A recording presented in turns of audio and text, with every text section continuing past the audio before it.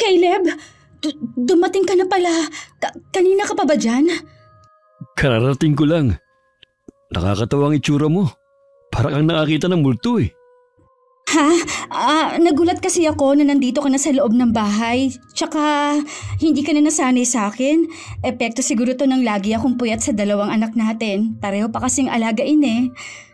Kaya nga ang sabi ko sa'yo, tama na munang dalawa. Naaawa din kasi ako sa'yo eh. Alam ko kung gaano kahirap ang mag-alaga ng mga bata. Ngayon lang naman yan mahirap dahil mga maliliit pa. Mabuti nga, nandyan ang mga magulang ko para katuwang ko sa pag-aalaga ng mga anak natin habang nasa malayo ka. Kaya nga sobra akong nagpapasalamat sa mga magulang mo eh. Panatag din ako habang nagtatrabaho sa malayo. Oo nga pala, nakasalubong mo ba ang mga magulang ko sa daan? Kaalis lang kasi nila eh. Hindi eh, dito kasi ako dumaan sa kabila. Meron kasing pinabili sa paring isko sa akin, idinaan ko muna. Hindi mo pala nakita yung pinsan ko. Sinong pinsan? Hindi ko alam kung nabanggit ko na sa'yo eh. Seaman siya at kabababa lang sa barko. Sa Maynila siya nakatira. Dumalaw lang kina Itay at Inay. Dumaan na rin dito. Wala kang nabanggit tungkol sa kanya. Ang nabanggit mo lang mga pinsan mo na nakatira sa kabilang bayan. Bihira naman kasi namin makita ang pinsan namin yon. Huli ko siyang makita eh. Hindi pa tayo magkakilala. Ito nga palang sahod ko. Kumuha na ako ng panggastos ko ngayong linggo. Ay, sa totoo lang, Caleb, hindi na minsan nagkakasya itong sahod na ibinibigay mo. Sa gatas pa lang at diaper, kulang na to eh. Sabi pala ni Inay, sa'yo mo na lang padedehin ng bata at lampin na lang munang gamitin mo para makatipid tayo. Ipinaliwanag ko na sa'yo, di ba? Nagkakaroon nga ng rashes ang anak natin kapag lampi ng gamit. Maliban pa doon, natatambakan ako ng labada. Sa gatas naman, alam mong wala nang madede sa akin. Pasensya ka na talaga ha. Alam mo naman dito sa probinsya, mababa talaga ang pasahod. Ayaw mo pa kasing sundin ang sinasabi sa'yo ng kapatid ko na sa Maynila ka magtrabaho eh. Tutulungan ka naman niya eh. Alam mo naman na hindi ko kayang malayo sa inyo ng mga bata eh. Ito nga linggo ng uwi eh. Hirap na hirap na ang kalooban ko. Yung pa kaya naaabuti ng ilang buwan. Magtitiis na lang ba tayo ng ganito? Sa pasukan mag-aaral na si Cindy. Huwag ka mag-alala. Maghahanap ako ng ibang trabaho na malaking sahod. Huwag mo lang hilingin sa akin na sa Maynila ako magtrabaho. Oo na, pero gumawa ka ng paraan. Nakakahiya na sa mga magulang ko na minsan sila gumagastos sa pagkain natin dito. Madalas talagang pagtalunan ng tiyuhin ko at asawa niya ang maliit niyang sahod. Katwiran kasi ni Tia Jana kahit nasa probinsya, mahal na rin ang mga bilihin. Wala akong masyadong alam sa asawa ng tiyuhin ko na yun. Ang masasabi ko lang, mailap siya sa amin na pamilya ni Tio Caleb. 2 linggo na po yatang hindi pumupunta dito sa atin si Tio Caleb. Baka naman abala lang sa trabaho. Bakit hindi na lang ikaw ang pumunta sa kanila para makita mo naman ng dalawang bata? Gusto ko po kasi kapag pumunta ako doon, nandun si Tio Caleb. Halos nandun na kasi ang pamilya ni Tia Jana. Naiilang po akong humarap sa kanila. Bakit naman? Mababait naman ang pamilya ng tiyahin mo ah. Alam ko po na mababait. Basta po kapag nasa malapit lang sila iba ang nararamdaman ko. Ang hirap ipaliwanag eh. Kailangan mo pa rin sila pakitaan na maganda sa kabila ng pagkailang mo sa kanila. Tandaan mo, pamilya na sila ng Tio Caleb mo. Oo naman po. Lagi ko naman sila binabate kapag nakakasalubong ko. Lagi rin ako nagmamano sa mga magulang ni Tia Jana. Ni minsan nga po, hindi man lang silang ngumiti. Masyado silang seryoso. Bakit naman ako hindi rin palangiti? Hindi naiilang ang mga taga rito. Iba naman po kayo. Tsaka kapag may bumabati sa inyo, gumingiti kayo. Sila po talaga mailap sa mga taga rito. Ngayon na nabanggit mo ang tungkol sa bagay na yan, matagal ko na nga rin yung napapansin sa mga balai ko eh. Ayoko lang kasi bigyan ng ibang kahulugan. Wala po bang kinukwento si Tio Caleb sa inyo? Wala naman siyang bukang bibig kundi mababait ang pamilya ng asawa niya. Mabuti nga daw Sinasamahan ng mga biyenan niya ang asawa niya habang nasa malayo siya. Baka nga po sadyang mailap sila sa mga taga rito dahil taga ibang lugar sila. Wag na natin silang pag-usapan pa. Basta masaya ang Tio Caleb mo sa kanila, walang problema. Mula nang maghiwalay ang mga magulang ko, kay Lola na ako naiwan. Ang tatay ko kasalukuyang nasa Maynila na panganay sa magkakapatid. Bihira na rin siyang umuwi dito sa lugar namin. Magkaganon man, regular naman siya nagpapadala sa akin. Ang inay ko naman sa kabilang bayan nakatira kasama ng bagong pamilya. Mabuti naman na isipan mong dumalaw. 2 linggo ka nang hindi nagpaparamdam Pasensya na po kayo, Nay. Marami lang po akong ginagawa. Kumusta na po kayo rito? Ayos lang naman. Bakit hindi mo isinama ang mag-iina mo? Wala po dyan eh. Pumunta po sa bahay ng kapatid sa kabilang barangay. Bukas pa po ang balik nila Bakit hindi ka sumama? Mas gusto ko po magpahinga. Bukas papasok na naman po ako sa trabaho Kung wala naman pala ang mag-iina mo, dumito ka muna sa bahay. Kaya nga po ako nagpunta rito para makalibre ng kain. Walang problema.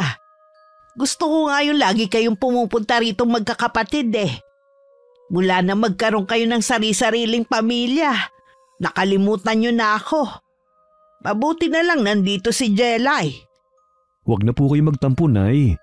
Sadya lang po talagang abala lang ako, pati mga kapatid ko. Pare-pareho kayo ng dahilan ng mga kapatid mo, lalo na si Narsing.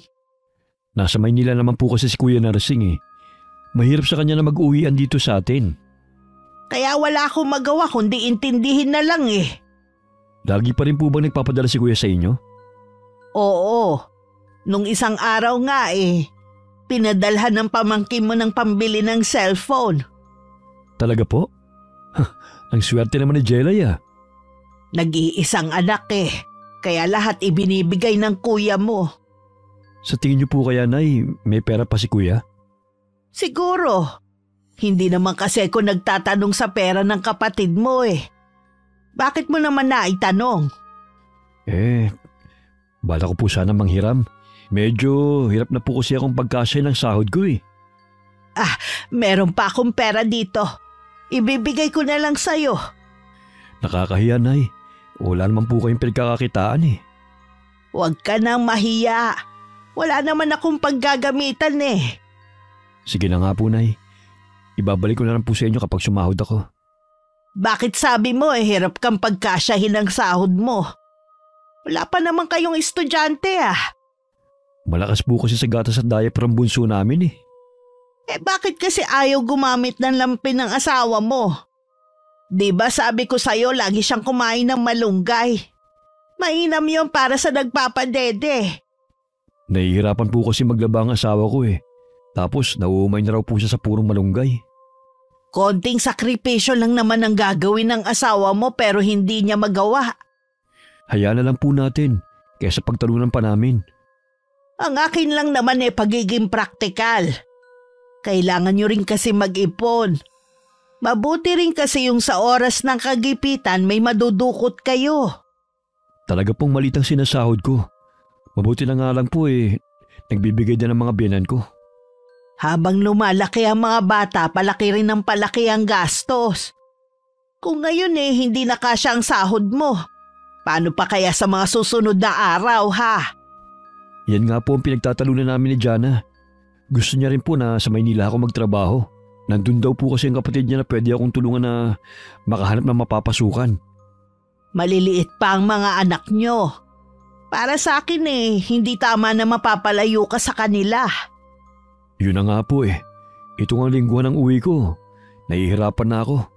Yung pa kayong lalayo ako.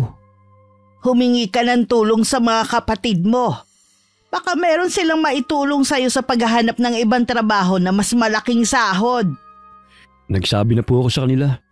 Sasabihin lang daw nila ako kapag meron na. Minsan kasi tulungan din yan. Habang hirap sana kayo matuto rin sanang magtipid ang asawa mo. Napapakamot na lang ng ulo si Tio Caleb. Naubusan na rin kasi siya ng ikakatwiran kay Lola. Natuwa naman ako nang malaman kong naroon ng tiyuhin ko. Agad ko namang ipinagmalaki sa kanya ang bago kong cellphone. Ang ganda naman ng cellphone mo. Lakas makasosyal ah. Siyempre naman po. Matagal ko na po yung hinihiling kay tatay eh. Malinaw ba ang camera nito? Oo naman po. Mamaya picture po tayo ni Lola. Sigurado ikaw palang may ganitong cellphone dito sa atin. Ako pa lang po talaga. Naiinggit ka po sa akin ng mga kaibigan ko eh. Ang swerte ko daw. Sila na magkaroon ng ama na tulad po ni Itay. Matanong pala kita, wala ka bang balak na magtrabaho? Sa ngayon po, wala pa po eh.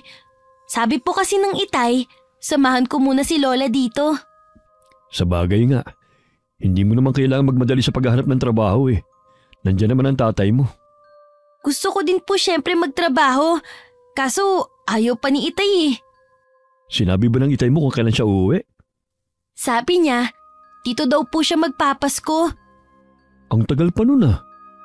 Alam niyo naman po si tatay, sa sobrang pagiging abala niya, akala niya po lagi mabilis lang ang mga araw. Mabilis lang naman talaga ang mga araw. Kita mo nga oh, parang kailan lang kinakarga lang kita. Ngayon dalaga ka na. Oo nga po, nakakamiss po ang mga panahon na yun. Kapag wala ka namang ginagawa rito, pumunta ka sa bahay. Tulungan mo naman sa pag-aalaga ang tiya Jana mo sa mga pinsan mo. Nang makabawi ka naman sa pag-aalaga ko sa'yo noon.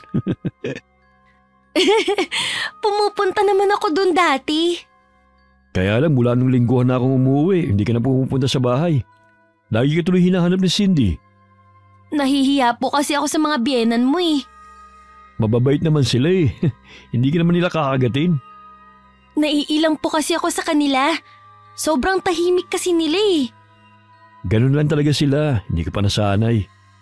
Kapag hindi po ako busy at walang iuutos si Lola Carlota, pupunta po ako sa bahay niyo. Tsaka madalang na lang silang pumupunta ron. Nanganak na kasi ang hipag ko eh. Baka doon muna sila pansamantala. Pagkatapos pa ng 3 araw bago ko naisip na pumunta sa bahay ni na Tio Caleb. Gusto ko kasing kuhanan ng picture ang mga pinsan ko. Malapit na ako sa bahay nila nang makita ko ang pagdating ng isang lalaki. Bigla akong kinutuban ng hindi maganda kaya hindi na lang ako tumuloy. Ba't nandito ka na agad? Kasi po Lola, wala yatang tao. Saradong-sarado po kasi ang buong bahay eh. Hindi ka ba naghintay kahit sandali? Hindi na po eh. Ikaw talaga napakamainipin mong bata ka. Malay mo may binili lang sandali ang tiyahin mo. Babalik na lang po ako bukas. Sige, ikaw ang bahala. Meron po ba kayong alam na bagong salta dito sa lugar natin? Wala naman ako nababalitaan. Alam mo naman dito sa atin, mabilis pa sa 4:00 ang balita kapag may dayo. May nakita ka bang bagong mukha dito sa atin? Wala naman po. Naitanong ko lang po kasi nga bihira na lang ako lumabas ng bahay. Kaya nga sabi ng Tio Caleb mo pumasyal ka sa kanila. Bukas po babalik naman ako sa kanila. Tulungan mo na lang ako sa pagbibilad ng mga dinaing kong isda. Sige po La, ako na lang magtutuloy sa ginagawa nyo. Magpahinga na lang po muna kayo. Sumunod naman si Lola Carlota sa sinabi ko. Nang pumasok siya, naiwan naman ako nag-iisip kung sino ang lalaking nakita ko. Na pumunta sa bahay ni na Tio Caleb. Kinabukasan bumalik ulit ako sa kanila. Jelay!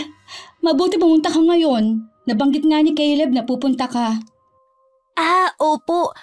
Kahapon nga po sana kaya lang hindi na ako tumuloy. Nakita ko po kasi na may bisita kayo. Baka si Ryan ang nakita mo. Pinsan ko yun. Sana tumuloy ka pa rin para naipakilala kita. Nahiya na po kasi ako. Ikaw talaga hanggang ngayon takot pa rin sa tao. Ganito po yata kapag laki sa Lola.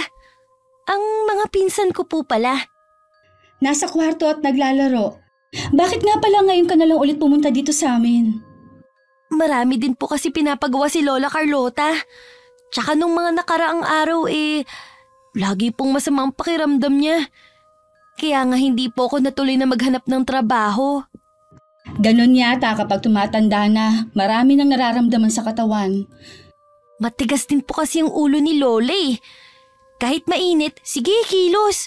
Sa maliit niyang garden sa likod ng bahay.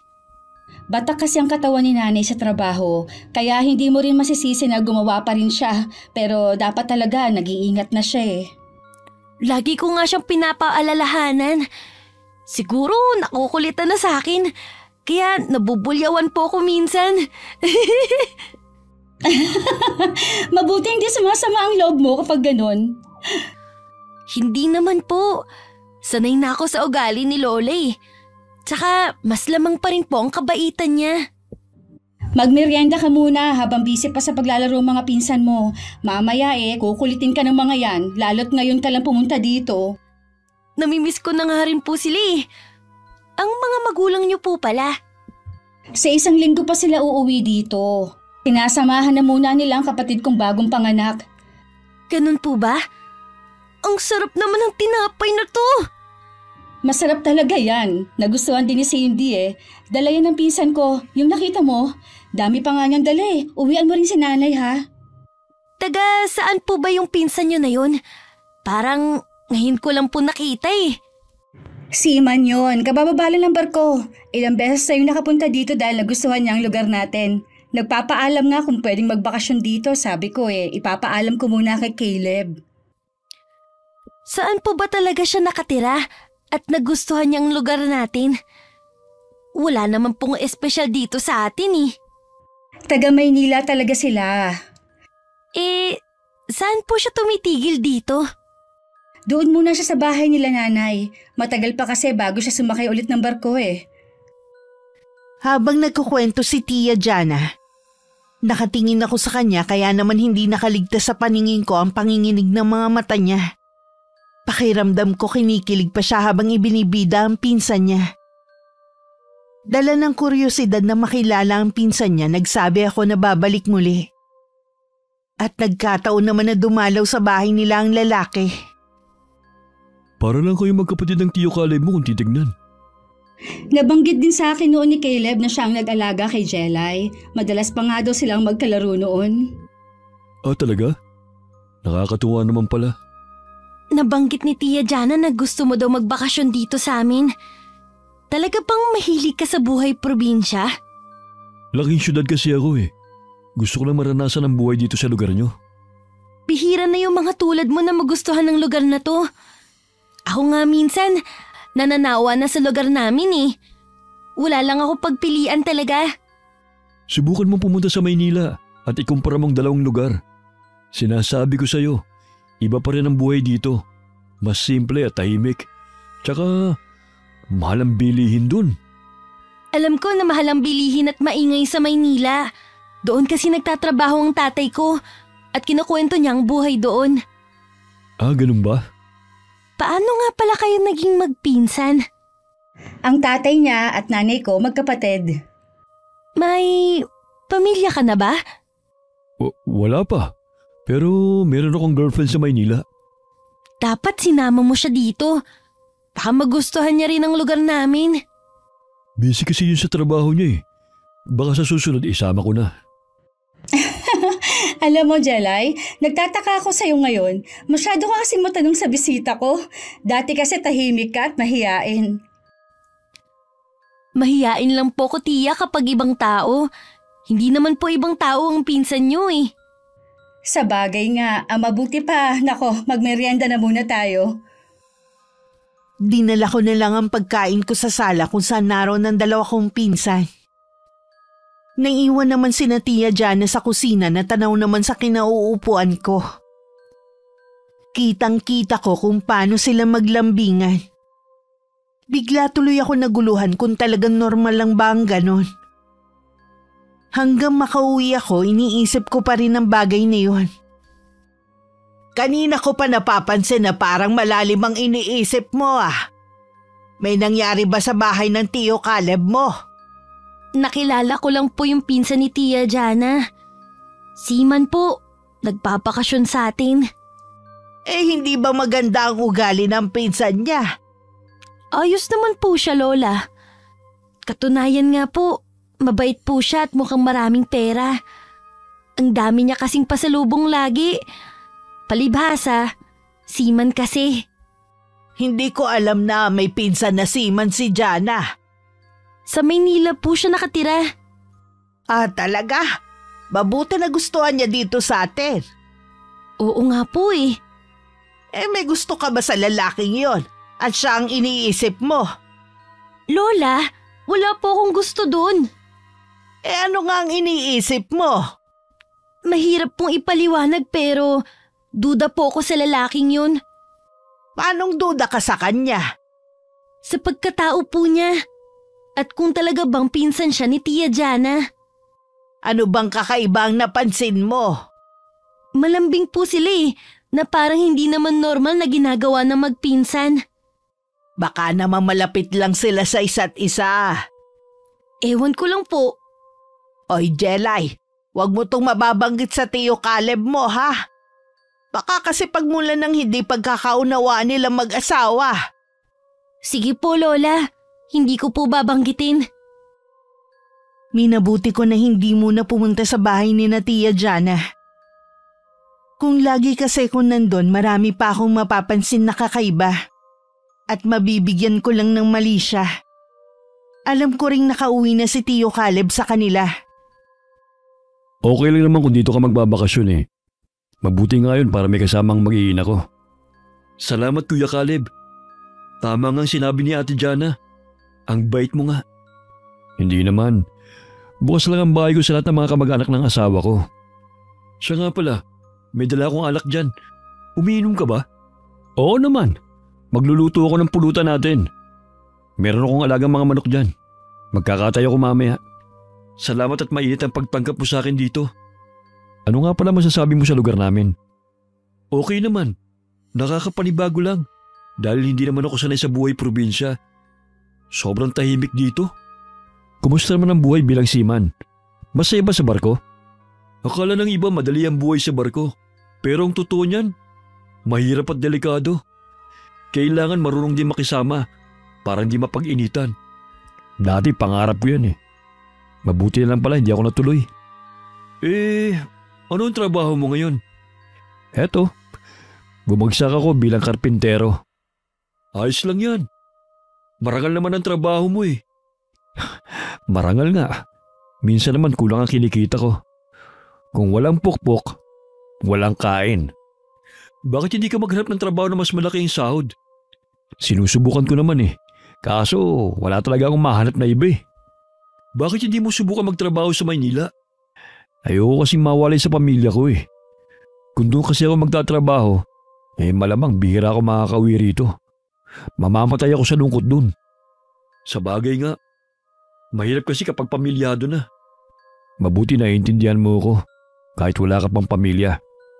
Oo naman. Kaya nga ako, hanggang ngayon, hindi pa rin makapag-asawa. Gusto muna mag-ipon bago lumagay sa tahimik na buhay. Tama yan, para hindi mo kailangang lumayo. Dito ka muna Uhuli lang muna ako ng manok. Tutulungan na kita. Hindi na. Bisita ka namin dito eh. Ang mabuti pa, puntahan mo na lang ang pinsan mo. Sige. Kung kailangan mo ng tulong, tawagin mo lang ako Nakatalikod na si Tio Caleb kaya hindi niya nakita ang misteryosong ngiti sa labi ng lalaki. Nang mailuto ang manok, nagtabi lang ang tsuhin ko ng ulam. At saka na nila inumpisa ng inuman sa labas ng bahay. Habang lumanlalim ang gabi, pasarap din ng pasarap ang kwentuhan ng dalawa. Lasing ka na yata eh. Kung ano-ano na kasing sinasabi mo eh. Hindi pa ako lasing. Gaya nga ng sinasabi ko, may boyfriend talaga yung si Jana. Pero ako pa rin ang pinili niya.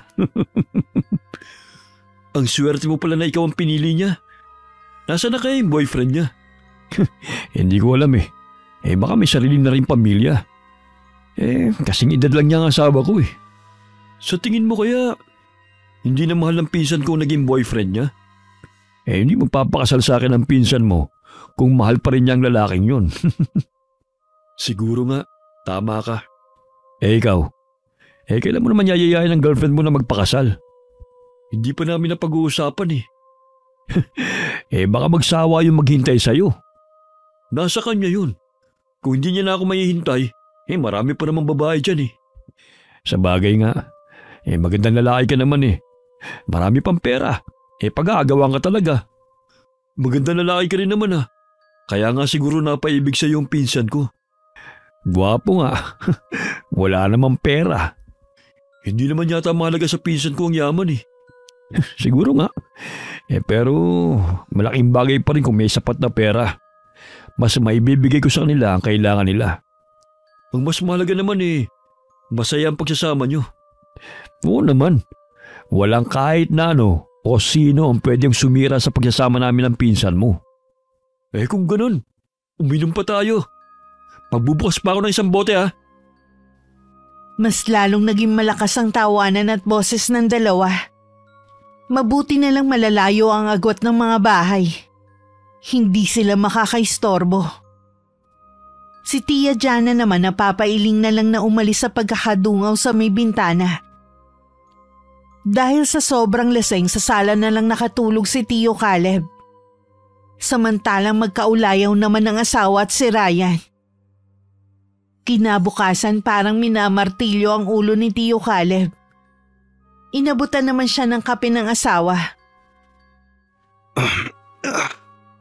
Sakit ang ulo ko.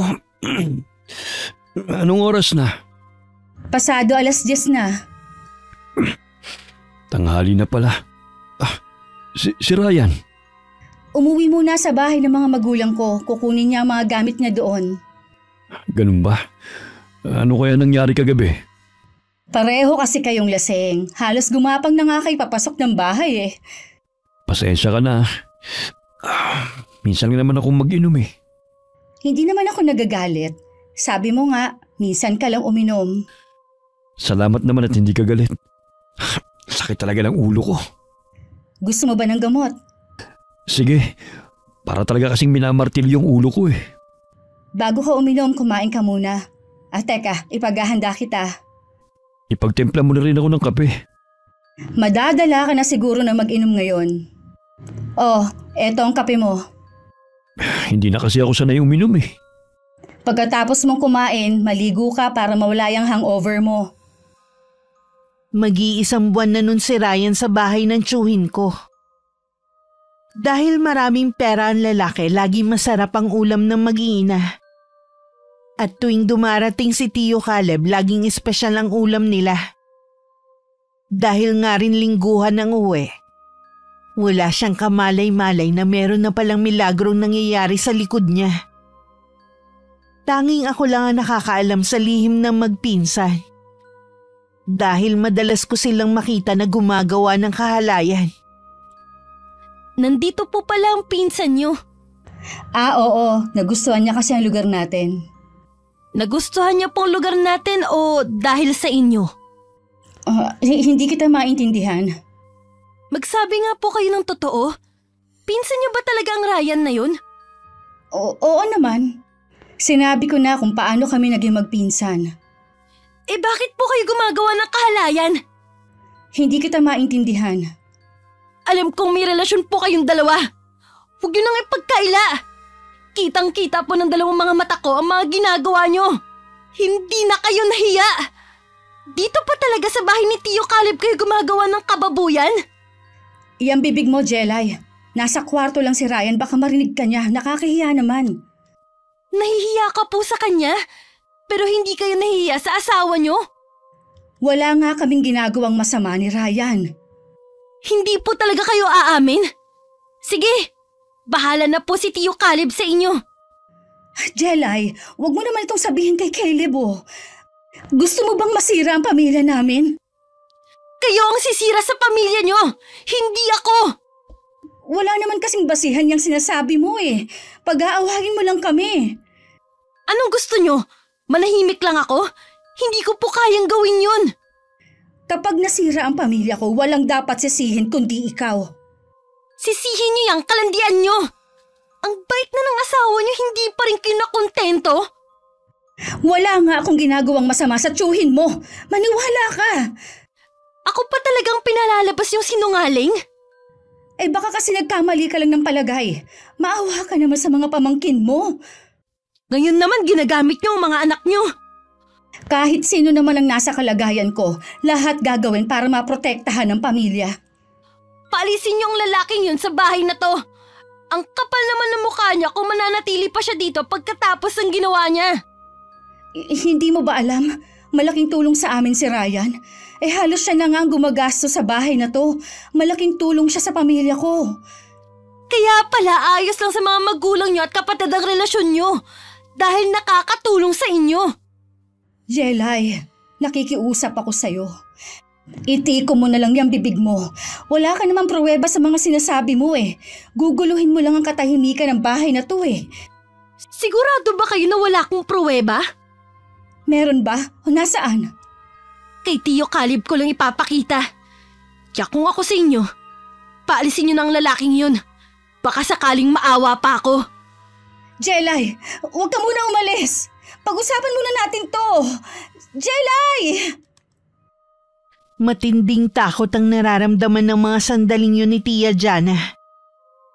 Lumabas naman sa pinagtataguan si Ryan na narinigan lahat ng usapan namin. Ano na ang gagawin natin ngayon?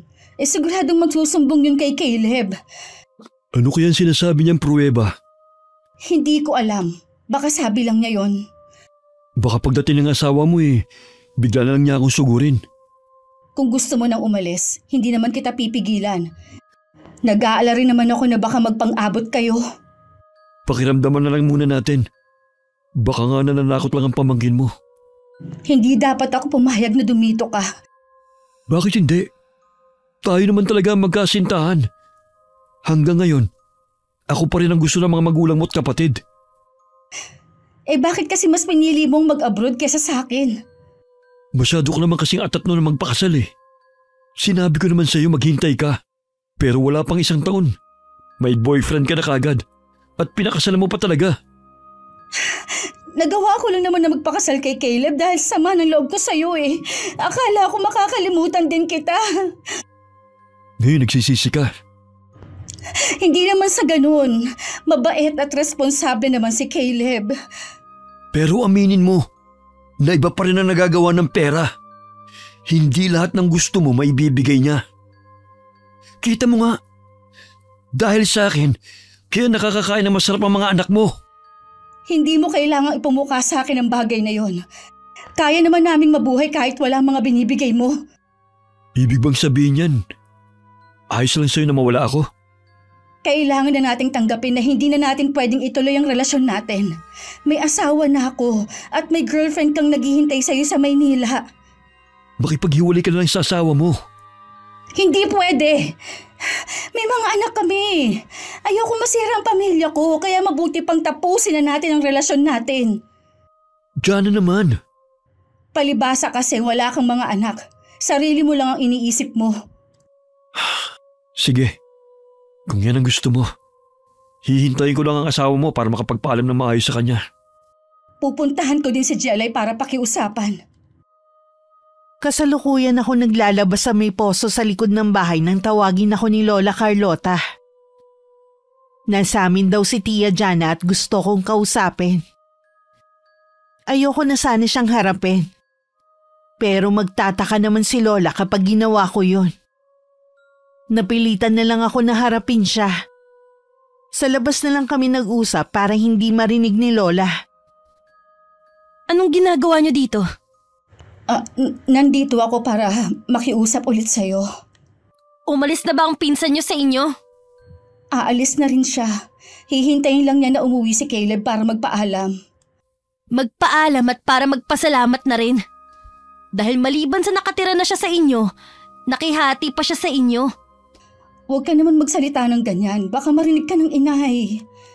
Nahihiya kayo ngayon pero bago kayo gumawa ng kamilagrohan, hindi niyo naisip ko anong magiging bunga. Hindi naman kasi totoong sinasabi mo eh. Sige lang, panindigan niyo ang pagsisinungaling niyo.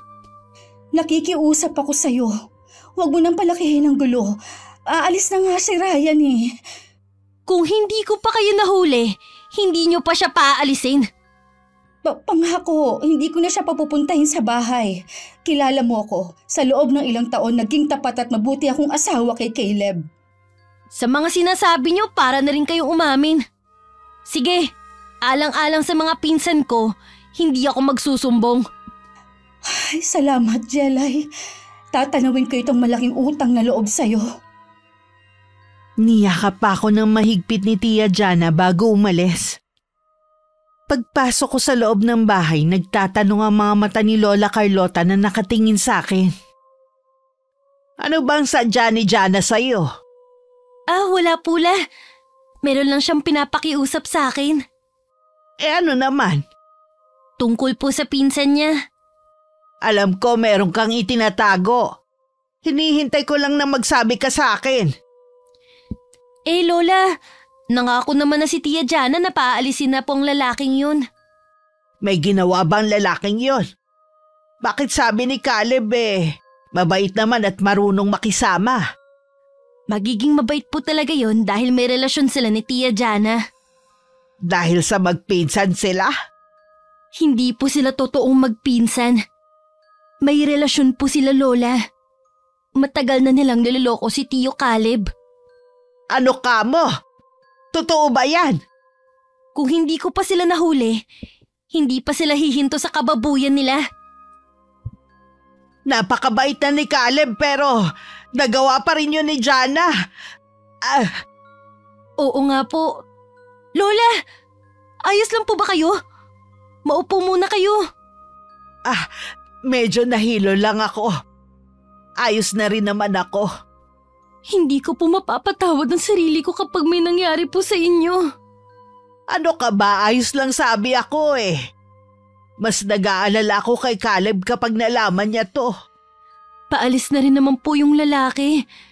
Siguro po mabuti nang huwag na natin ipaalam pa kay Tio Caleb. Hindi ako sang-ayon sa sinasabi mo. Anak ko ang niloloko ng babaeng yun. Baka po kasi mas malaking gulo pang mangyari kapag sinabi natin.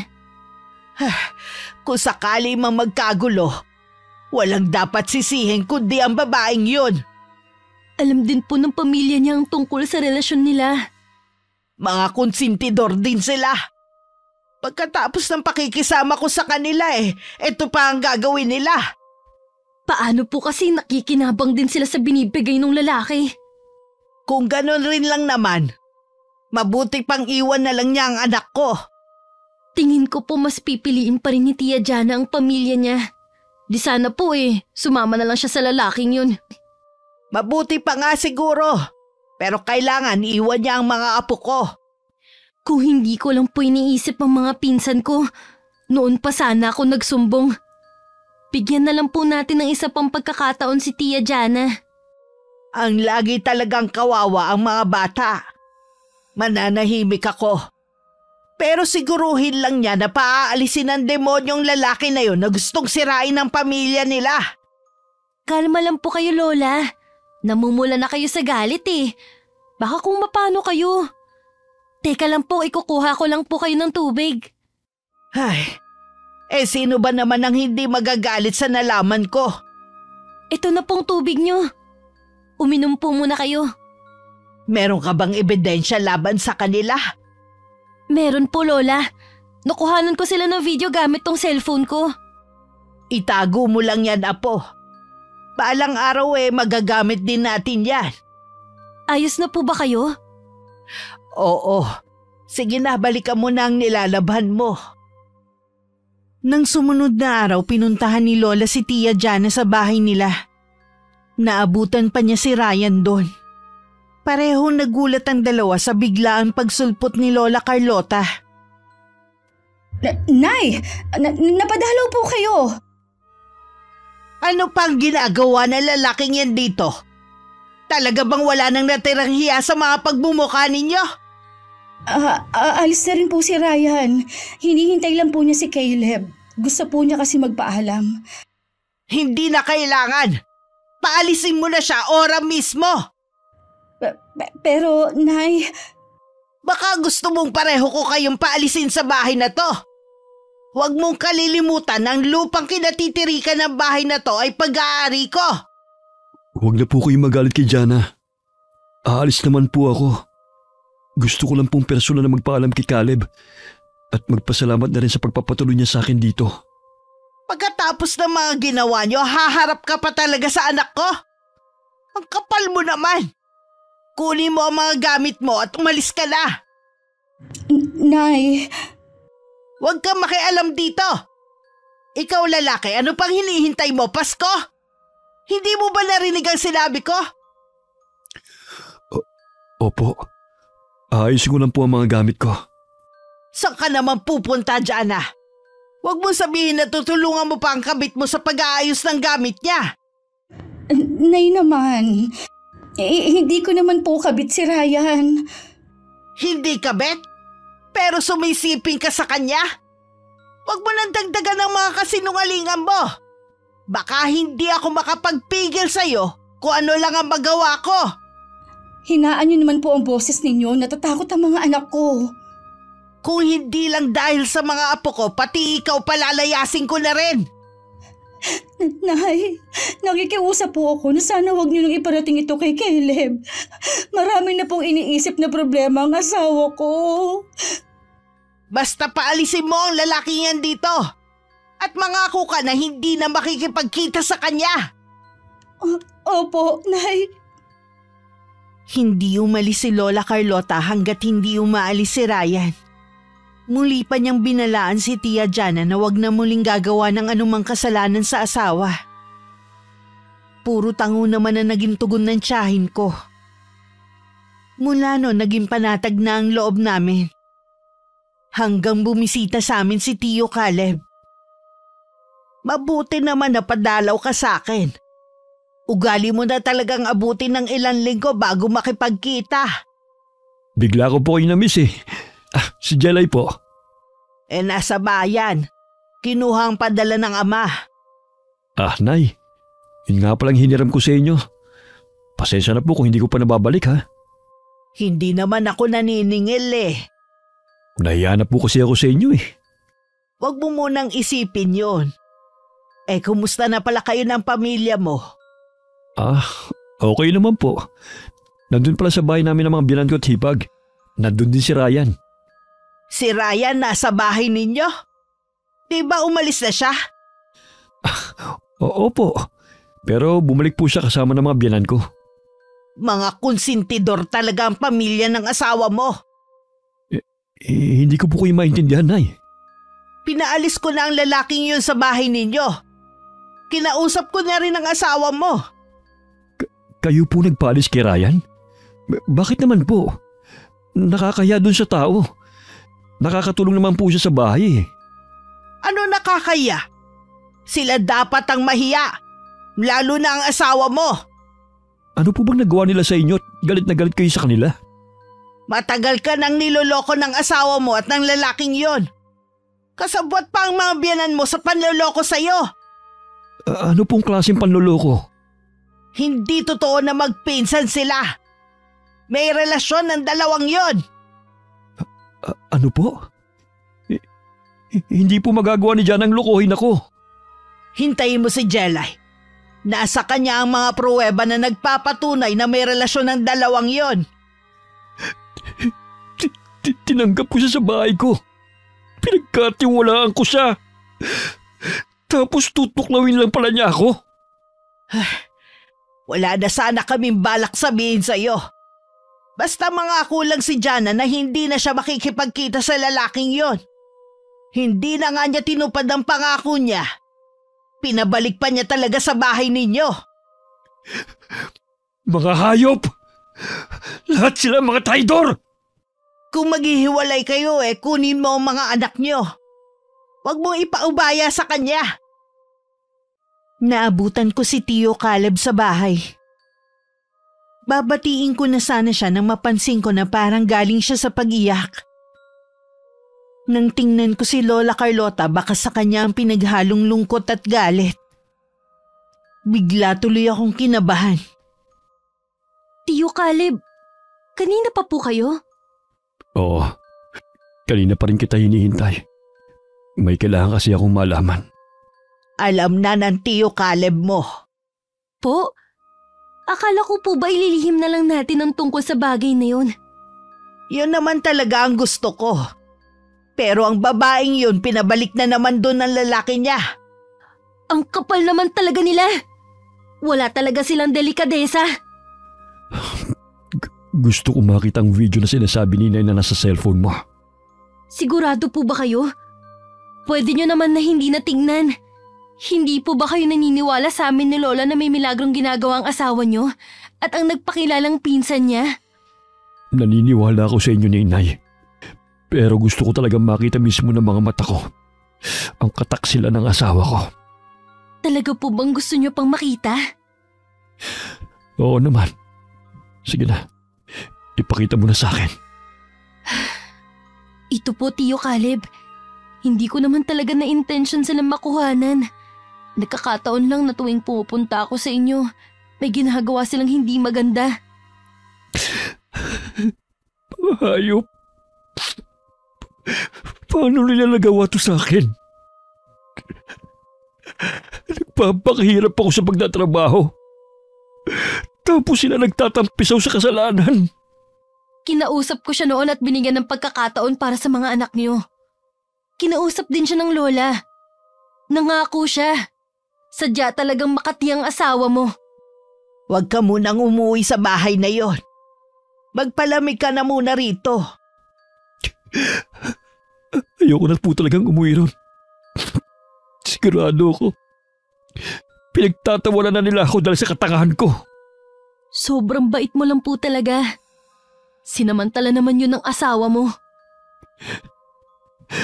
Ang dami kong tanong tuloy ngayon. Paano ang mga anak namin? Nandito lang po kami, Tiyo Caleb. Hindi ka po namin pababayaan pati mga anak nyo.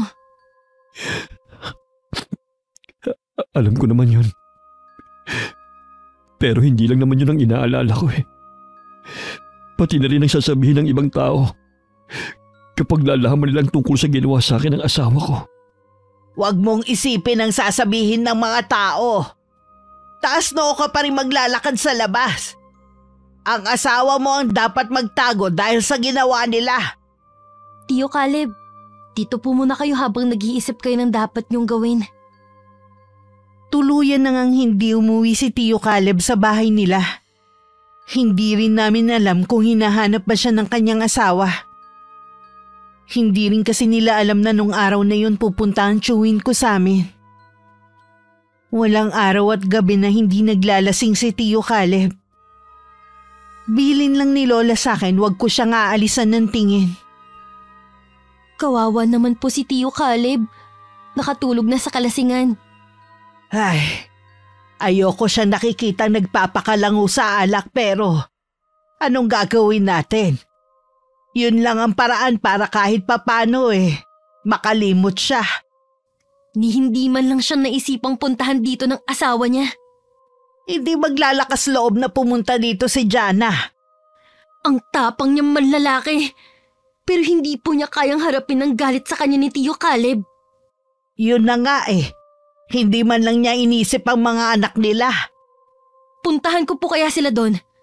Makakatikim po talaga sila sa akin na maanghang na salita. Huwag ka na munang makisali. Baka lalo lang lumala ang gulo. Ikaw pa ang mabaligtad. Hintayin na lang natin kung anong plano ng tiyuhin mo. Sige na nga po. Gusto ko lang kasing makaganti. Ikuha mo na lang ako ng tubig sa palangganita. Pupunasan ko ang tiyuhin mo. Sige po, Lola. Kukuha lang po ako sa kusina. Nagising ako ng alanganing oras. Naalala ko hindi pa pala naghahaponan si Tiyo Caleb. Kahit gusto ko pang bumalik sa pagtulog, bumangon na lang ako.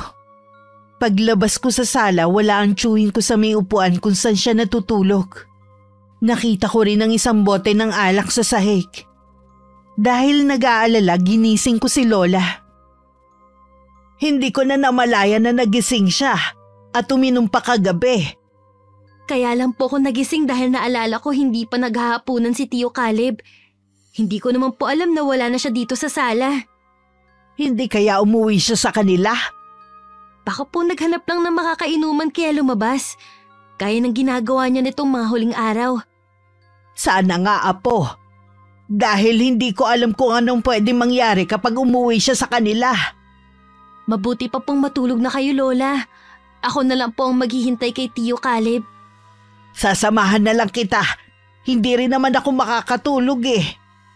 Masama po sa inyong magpuyat. Bumalik na po kayo sa kwarto niyo. Sige na nga.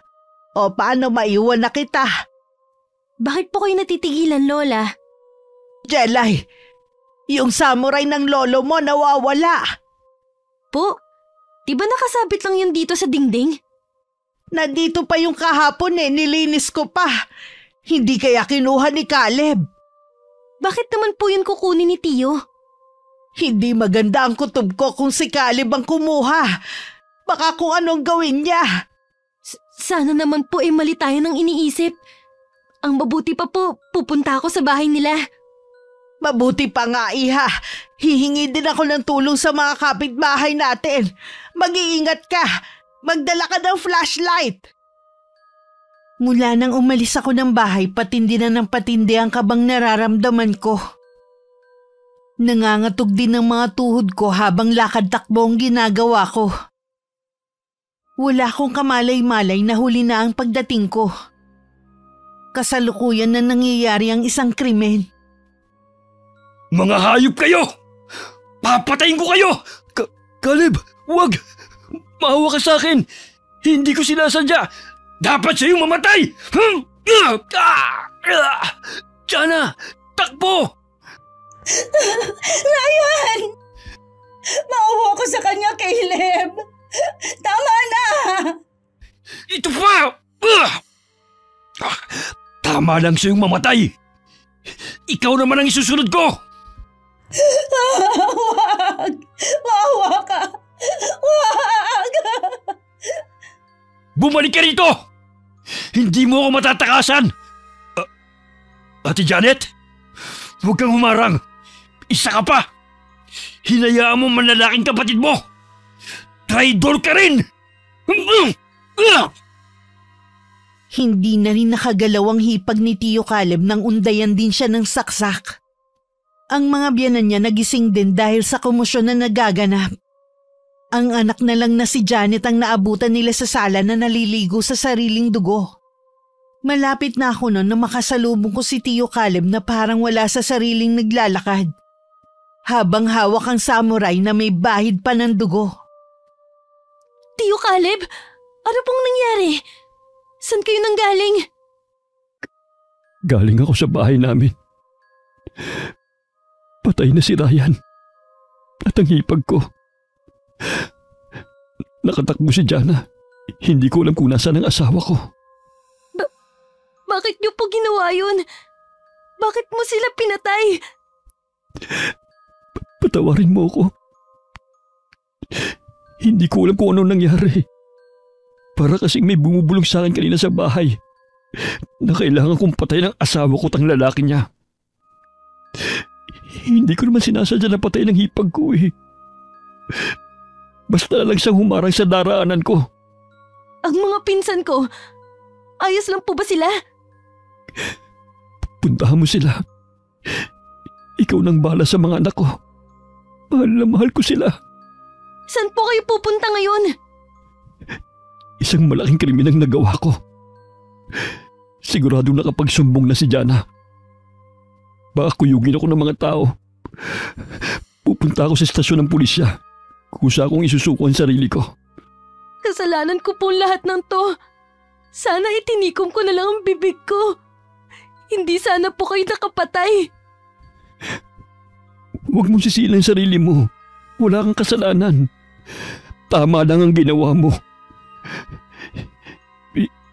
Ikaw nang bahala kay inay, ha?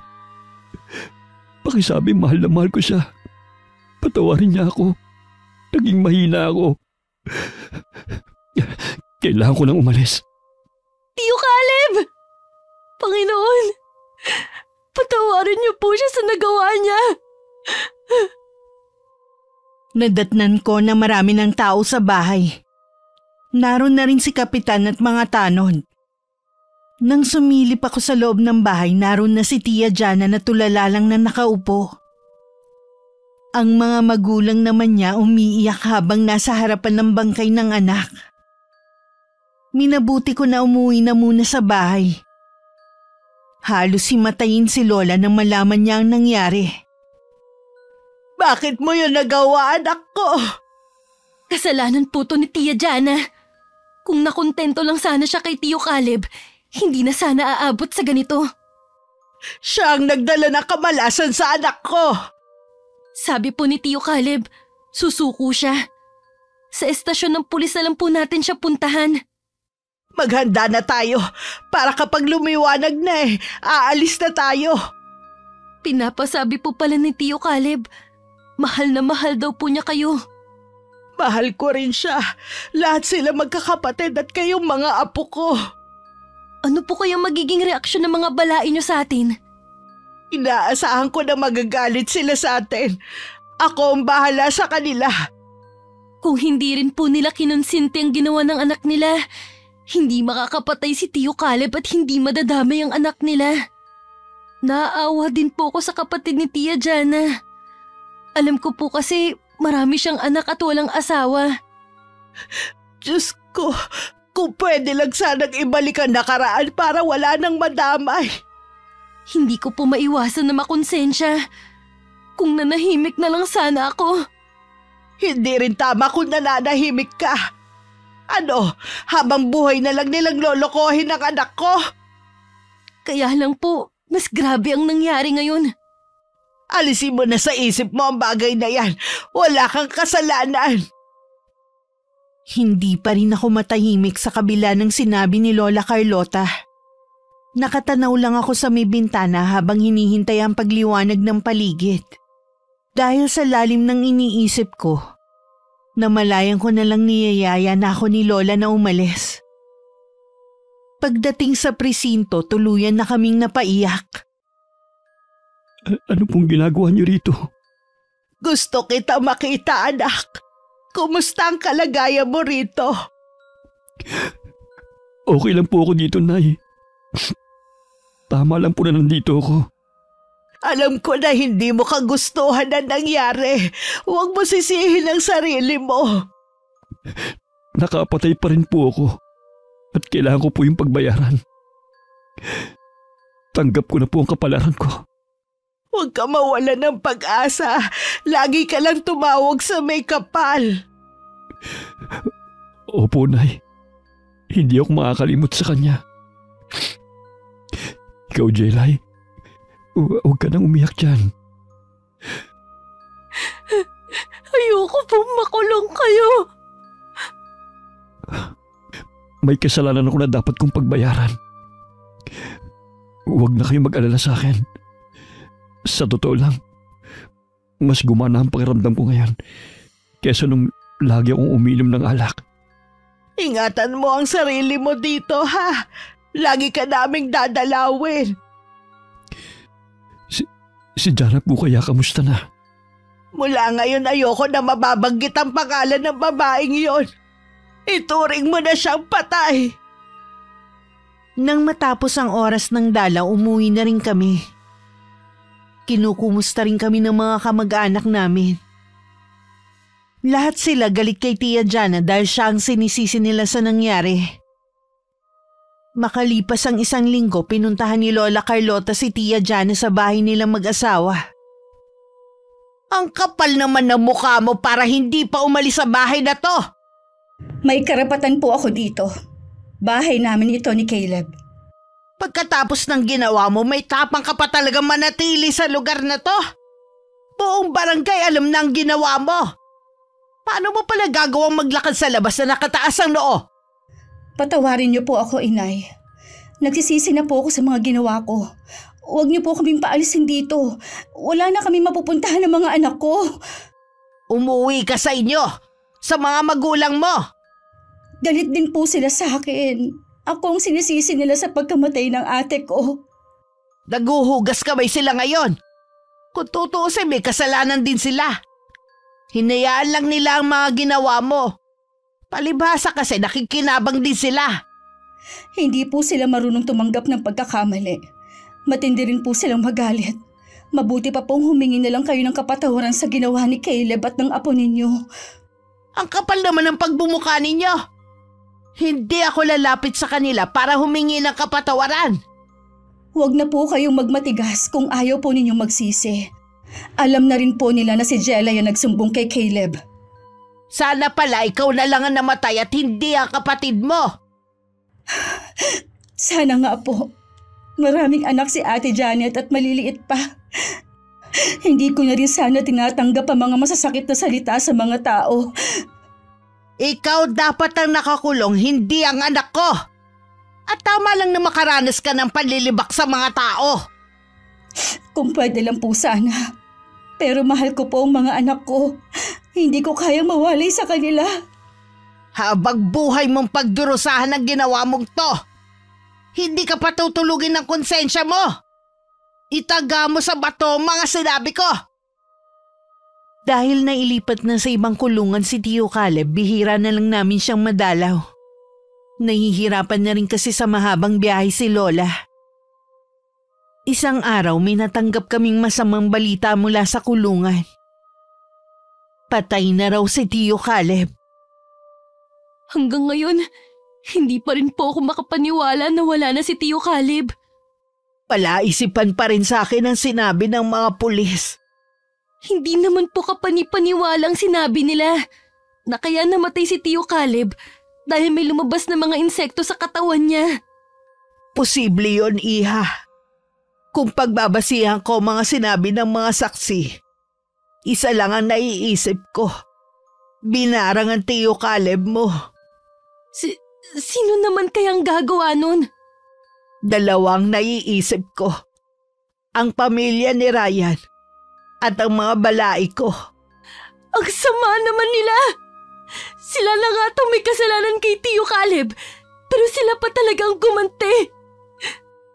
Kung hindi sana nakakulong si Caleb, maililigtas ko pa siya. Puro na lang hirap ang dinanas si Tio Caleb nang dahil sa asawa niya. Hindi ako papayag na hindi maibalik sa kanila ang ginawa nila. Ano pong gagawin niyo, Lola? Huwag mo nang alamin. Ayokong pati ikaw madamay pa. Matagal na po akong damay. Sa akin po nagsimula ang lahat. Ilang beses ko bang sasabihin sa'yo na huwag mong sisihin ang sarili mo? Gusto mo bang magalit sa'yo ang Tio Caleb mo? Baka hindi matahimik ang kaluluwa niya. Ayoko naman po.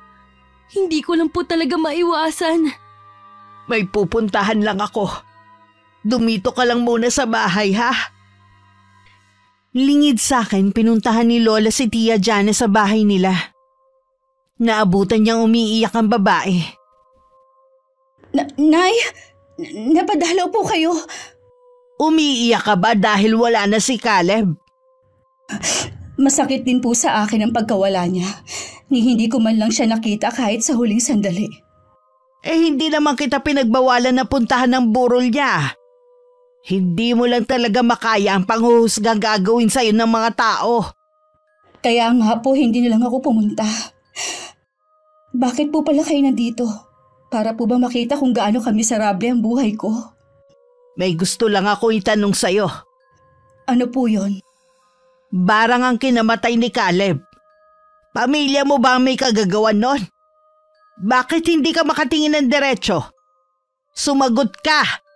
May kinalaman ba kayo sa pangbabarang sa anak ko?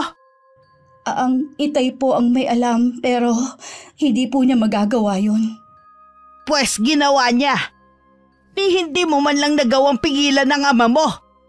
Pinakiusapan ko po siya na huwag gagawa ng bagay na ikapapahamak ni Caleb. Pero nababalot ng galit ang puso niya dahil sa pagkamatay ni ate. Subukan niyong muling may saktan sa isa sa pamilya ko pag sisisihan niyo na nakilala niyo ko. Ano po ang ibig ninyong sabihin? Sabihin mo sa tatay mo na tumigil na. Wala nang anak ko, nakaganti na siya. Pero dalawa po ang nawalang buhay. Tama lang ang nangyari sa lalaki mo. Alam ko po na kasalanan ko lahat. Nagdurusa din po ako ngayon. Alam ko na walang kapatawaran ang ginawa ko. Umaasa na lang ako na hindi madamay ang mga anak ko sa karma ko. Dahil lang sa mga apo ko kaya hindi kita mapaalis sa bahay na to. Subukan mo lang muli magloko kahit patay na si Caleb. Ako mismo ang magpapalaya sa'yo dito kasama ng mga anak mo. Lola, teka lang po. May gusto lang po ako sabihin. Kahit ito man lang, makabawi ako sa inyo. Anong sasabihin mo? Ingatan niyo po si Jelay. Galit sa kanya ang pamilya ko dahil tingin nila sa kanya nagsimula ang gulo. Apo ko pa talaga ang sinisisi nila sa nangyari? Anong klaseng pag-iisip ba meron ng pamilya mo? Pasensya na po talaga, Nay. Yun lang ang masasabi mo? Kung pwede ko lang pong ibalik ang nakaraan. Hindi ako magpapatukso sa pera at material na bagay. Sabi nga pera ang pinag-uugatan ng kasamaan. Nagpatalo ka sa kasamaan kaya ito ang naging resulta. Ilang araw nang hindi maganda ang pakiramdam ko. Pero ayoko namang ipakita kay Lola baka kasi mag-alala pa siya. Ang dami na nga naming problema, ayoko nang dagdagan pa. Dahil matalas ang pakiramdam niya, napansin pa rin niya na may kakaiba sa akin. May sakit ka ba ha? Wala naman pula. Bakit yun naman po naitanong? Maputla kasi ang mga labi mo eh. Pula lang po akong lipstick kaya siguro maputla ako. Para ka rin kulang sa tulog. Kasi po Lola, madalas akong magising ng alauna ng madaling araw. Pakiramdam ko, nasa paligid lang si Tio Caleb. Eh bakit mo naman nasabi yan? Kapag po kasi nagigising ako ng madaling araw, naamoy ko rin ang paborito niyang pabango. Ako po kasing bumili nun eh. Katagalan, nagiging masangsang na ang amoy ng paligid. Basahol pa sa bulok na daga. Mula mamayang gabi sa kwarto ko na ikaw matutulog ha? Baka naman po hindi kayo makatulog. Alam niyo naman po na humihilik ako eh. Wala akong pakialam kung malakas ka man humilik. Mabuti na yung katabi mo ko. Sige na nga po Lola. Basta huwag kayo magrereklamo na hindi makatulog ah. Siya nga pala. Dalhan mo ng bigas at gulay ang Tia Jana mo sa bahay nila. Ibig po bang sabihin yan, hindi na kayo galit sa kanya? Galit pa rin at hindi basta mabubura ang nagawa niya. Kaya lang hindi ko rin matiis na hindi sila tulungan dahil sa mga apo ko. Sa bagay nga po, kahit ako naawa sa mga bata eh. Di po ba pinagbawalan na kayo ni na Itay na magkaroon ng connection kay Tia Jana? Baka malaman nila na tumutulong kayo. Magalit sila. Wala naman silang magagawa kahit magalit pa sila sa akin eh. At isa pa, kadugo ko pa rin ang mga apo ko. Balang araw matatanggap din nila ang mga bata. Tsaka wala naman silang kasalanan sa nangyari. Mabuti ka pa, malawak ang pangunawa. Hindi katulad ng Itay at mga tsuhim mo. Masyado silang nabulag sa galit. Katwiran po kasi ng Itay, naghiwalay sila ni Inay hindi dahil sa pagtataksil. Iba-iba rin naman ang kapalaran ng tao eh. Sige na, lumakad ka na para hindi ka abutin ng mainit na sikat ng araw. Sumunod na ako sa utos ni Lola. May kabigatan din ang dala kong bigas at mga gulay. Nagulat naman ang tiyahin ko na makita ang mga dala ko. Ipinadala ni Lola Carlota dito sa inyo. Salamat. Tuloy ka muna. Ang totoo niyan, wala na nga akong isasaing mamaya eh. Buti dumating ka. Saan kayo kumukuha ng panggastos nyo? Tumatanggap ako ng labahin. Dito ko na lang dinadala para kahit papaano mabantayan ko pa rin ang mga bata. Sana maging aral na ang nangyari sa inyo. Binigyan kayo ng pangalawang pagkakataon para ayusin ang buhay niyong mag-iina. Huwag niyo na sanang sayangin. Yun nga lang, hindi ko alam kung paano mag-uumpisa muli eh. Wala na kasi akong natatanggap na suporta sa pamilya ko. Galit din ang pamilya mo sa akin. Kung alam mo lang kung paano ko kapala ng mukha ko kapag nakikiusap ako sa mga taga rito na ako na lang ang kunin nilang labandera. Kung gusto nyo, kukunin ko na muna ang 2 bata. Maghanap muna kayo ng trabaho sa bayan. Yun lang maitutulong ko. Talaga? Tutulungan mo ako sa pag-aalaga ng mga anak ko? Oo. Nangako kay Tio Caleb na hindi ko pababayaan ang mga anak niyo. Yun din sigurong dahilan kung bakit siya nagpaparamdam sa akin. Salamat sa'yo, Jelay, ha? Hindi ko tatanggihan ang tulong na inaalok mo. Ginagawa ko to para kay Tio Caleb at sa mga bata. Hanggang ngayon, galit pa rin ako sa inyo. Hindi ko alam kung kailan kita mapapatawad. Hindi kita mamadaliin na patawarin ako. Patutunayan ko na nagbago na ako at sa mga anak ko na lang iikot ang mundo ko. Mabuti naman. Paano, alis na ako? Dalhin mo na lang ang 2 bata sa bahay. Doon ko na lang sila alagaan. Hindi ko rin kasi pwede na iwan si Lola.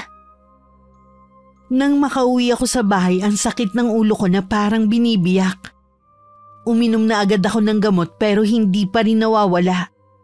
Ang huling natatandaan ko, tinatawag ako ni Lola pero parang napakalayo ng boses niya. Nagkakamalay na po siya. Nauuhaw po ko. Gusto ko po ng tubig. Ako na po ang kukuha sa kusina. Kumusta na ang pakiramdam mo, Apo?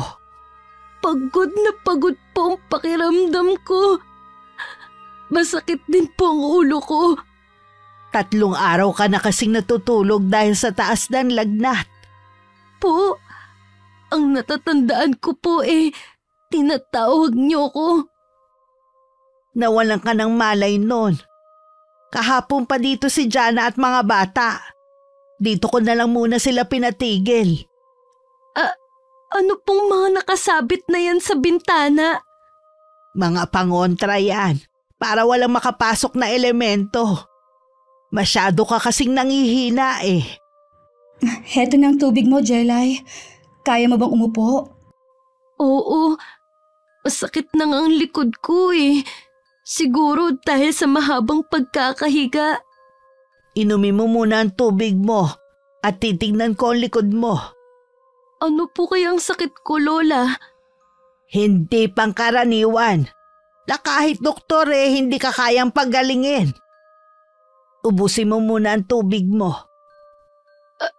Ayoko na po. Parang masakit na mahapdi ang likod ko. Itaas mo ang damit niya, Jana. Opo, Nay. Ano yan? Ano meron sa likod ko, Tia Jana? Ha? Hindi ko rin alam kung ano yung nakadikit sa likod mo. Para yung mga malalaking ugat na pumipintig-pintig. Lola, ano pong nasa likod ko? Ang bilog na nasa gitna ay mga insekto. Hinihigop nila ang dugo mo sa katawan bago sila lalabas. Napakatalino ng gumawa nito. Hindi kanya nilagyan ng sugat sa katawan. Pero ito ang ginawa niyang sakit mo. Lola, may bumabarang ba sa akin? Binanggit niyo kasi ang insekto Ganun na nga, Apo. Huwag ka mag-alala. Hindi kita pababayaan.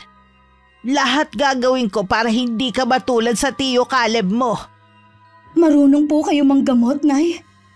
Oo, pero matagal ng panahon nang huli akong makapanggamot. Ibabalik ko sa taong yun ang ginawa niya sa apo ko. Kung kinakailangang ubusin ko lahat ng lakas ko. Ang mga sumunod na pangyayari ay hindi ko na alam. Nawalan na naman kasi ako ng malay. Si Lola Carlota naman nagsagawa ng orasyon. At pilit hinahanap sa kanyang isipan ang taong bumabarang sa akin. Nagtagumpay naman siya na makita ang taong yon na walang iba kundi ang ama ni Tia Jana. Magbabayad ka sa ginawa mo sa anak ko at apo. Matitikman mo ang bagsik ng sarili mong sumpa. Ibabalik ko sa'yo. Tanggapin mo! Umusal ng mga salitang Latin si Lola Carlota. Makailang ulit niya yung binigkas hanggang maramdaman na niya ang pagkatalo ng kalaban. Nay! Si Jelay po! Tumitirik ang mga mata! Huwag kang susuko, Jelay! Nandito lang kami, ha? Lumaban ka, Jelay! Makalipas ang ilang sandali, bumalik na sa dati ang pakiramdam ko. Nasa tabi ko pa rin si Tia Jana na bakas ang labis na pag-aalala. Si Lola naman may luha pa sa mga mata habang nakatingin sa akin. Magaling ka na, Apo. Nagtagumpay akong pagalingin ka at alisin ang sumpang nagpapahirap sa'yo. Talaga po? Akala ko matutulad ako kay Tio Caleb.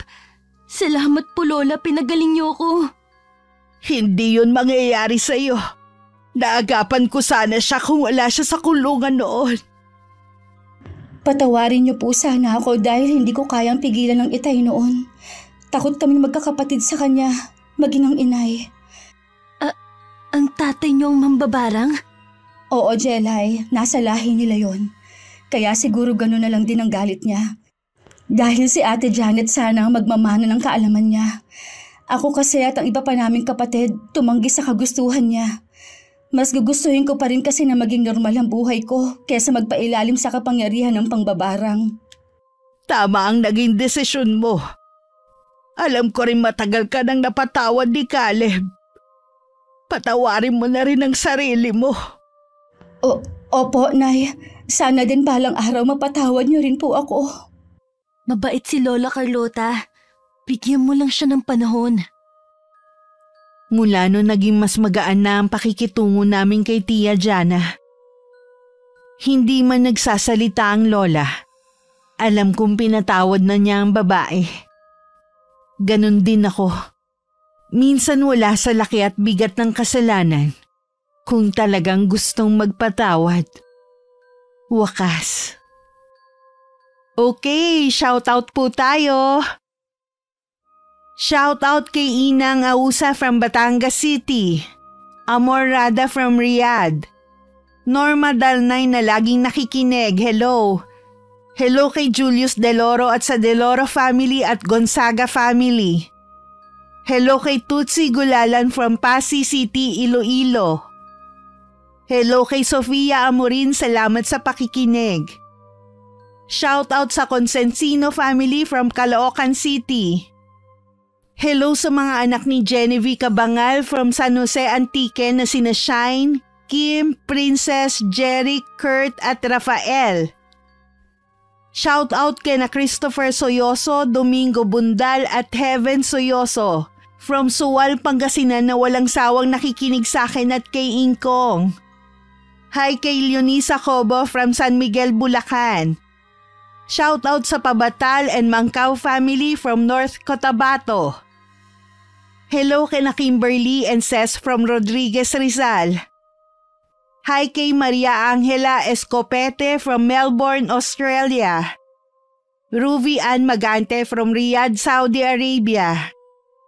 Phoebe Manglona from Himaymaylan, Negros Occidental. Hello sa Inaria family from Laguna. Hi kay Grace Limsiaco from Saudi Arabia. Hello Malin Rico from Novaliches, Quezon City. Hi kay Glenn Saga from Lapu-Lapu, Cebu City. Hi kay Cecilia V from Taguig City. Hello kay Lynn Turker from Turkey. Hello sa'yo Lance MBB from Malaysia. Hi kay Noy from Abu Dhabi. Hello sa'yo Rere Sales from General Santos City. Hi kay Marites Angdasan na lagi ring present. Hello Amorada from Riyadh. Shout out sa MMPC Toda Pascam 2 General Trias Cavite. Lalong-lalo na kay Ate Baby Cruz. Salamat sa laging pakikinig. Hello kay Rosalina Bugayong from Singapore with love. Hi kay Carol Manzano Abrigo na always present. Hello kay Violi Leharso from Cavite. Hello kay Love from Hong Kong. Shout out kay Francesca Liana from Muscat, Oman. Hi kay Aiko Villesa from Bahrain na lagi ring present. Hi kay Norma Garcia Pabunan from Hong Kong. Hello kay Razon Yao from Kuwait. Hello kay James Pedrajas na laging nakaabang sa bago nating kwento. Hello kay Michelle Mahusay from El Nido, Palawan. Hi kay Mary Antamashiro from South Cotabato. Hello kay Casey Fernandez from Jeddah, Saudi Arabia. Hello kay Lydia Lopez na lagi ring present. Hi kay Nida Kiambao from Kuwait. Hi kay RJ Channel from Hong Kong. Lisel Codilla Mamado, hello sa'yo. Hi kay Noni Solitario from Cebu City. Hello kay Aileen Remorque from Saudi Arabia. Hello kay Jane Cruz na lagi rin nakikinig. Hello kay Nanette Carson. Hello kay Joffer Garcia from Al Fayrouzi Salon, Qatar. Maraming salamat po sa pagsuporta nyo at pakikinig. Hanggang sa susunod, ingat, God bless.